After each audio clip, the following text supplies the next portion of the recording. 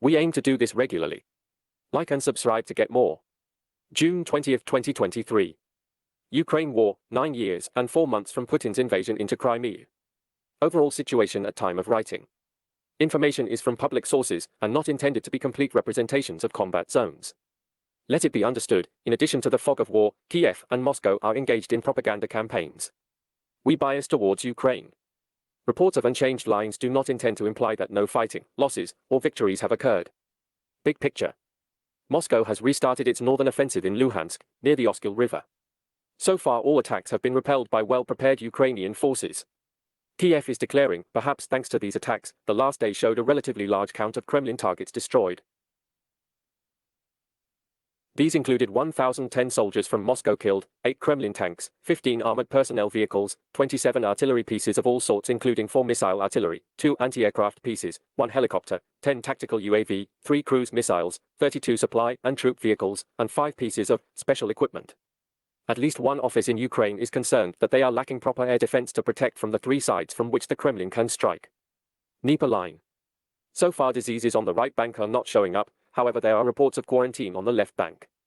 The Kremlin is firing on Kherson first responders attempting to rescue and assist civilians on the islands.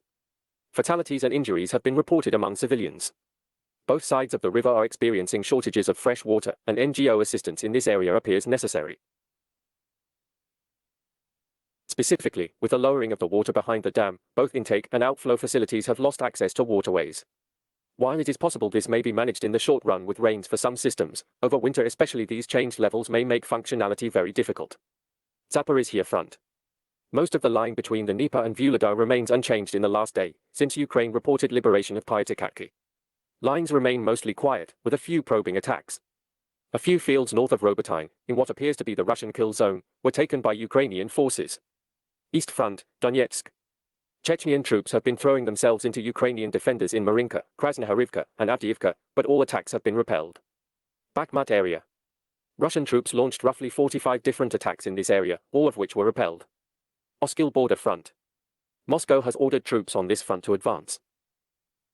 At the village of Spern the Kremlin ordered an assault to take the southeast fields, but was repelled.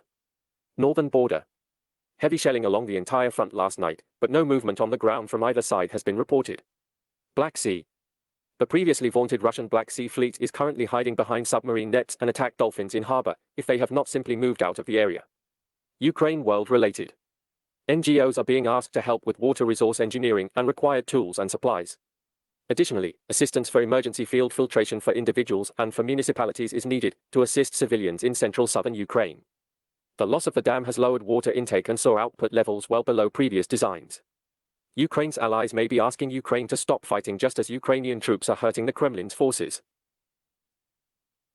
Australia has also agreed to send F-16s, however most of the F-16 promised were previously in reserve storage and are not necessarily as capable as Ukraine might desire. We aim to bring more. Do like and subscribe for more content.